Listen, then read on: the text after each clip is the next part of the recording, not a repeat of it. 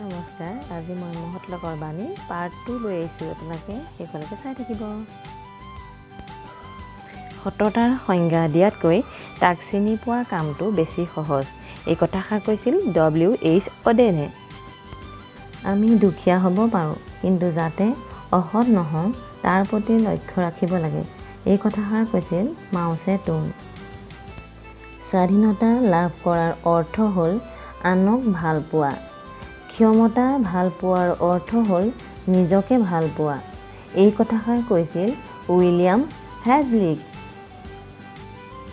কৰ্মতহে তোমাৰ অধিকাৰ, ফলত নহয়, এই কথাষাৰ গীতাৰ বাণী।